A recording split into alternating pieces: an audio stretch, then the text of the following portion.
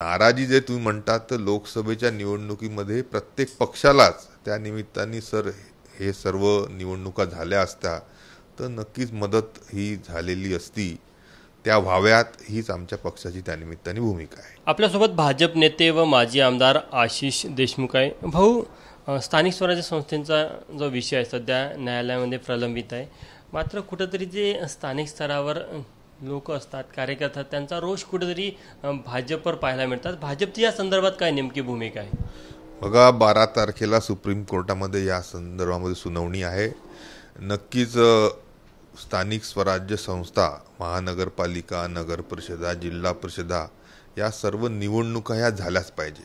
लोकशाहीमध्ये खालपासून जनतेचं प्रतिनिधित्व हे प्रत्येक स्थानिक स्वराज्य संस्थेमध्ये डिसिजन मेकिंगमध्ये, पॉलिसी मेकिंगमध्ये नागरिकांच्या मदतीला धावणारं नेतृत्व हे त्यानिमित्ताने समोर येत आहे। भारतीय जनता पार्टीची हीच भूमिका राहील का निवडणुका झाल्या पाहिजे, त्यानुसार पूर्णपणे तयारी नक्कीच आमची वॉर्डनिहाय झालेली आहे। आणि नाराजी जे तुम्ही म्हणतात तर लोकसभेच्या निवडणुकीमध्ये प्रत्येक पक्षालाच त्या निमित्ताने हे सर्व निवडणुका झाल्या असत्या तर नक्कीच मदत ही झालेली असती, त्या व्हाव्यात हीच आमच्या पक्षाची त्या निमित्ताने भूमिका आहे। न्यायालयाचा निकाल जर का निवडणूक होण्याच्या बाजूने आला तर सरकारची पण तयारी असणार आहे?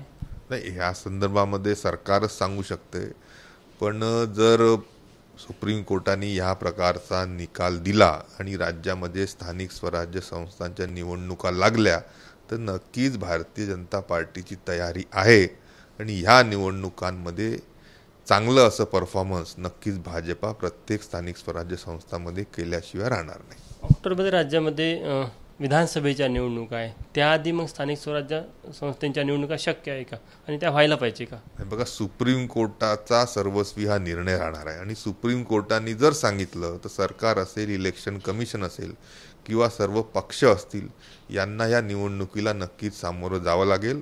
भाजपाची त्या दृष्टीने पूर्णपणे तयारी नक्कीच आहे। तर हे होते भाजप नेते आशिष देशमुख। कॅमेरामॅन व्यंकटेश नायडूसह तुषार कोहळे, एबीपी माझा, नागपूर।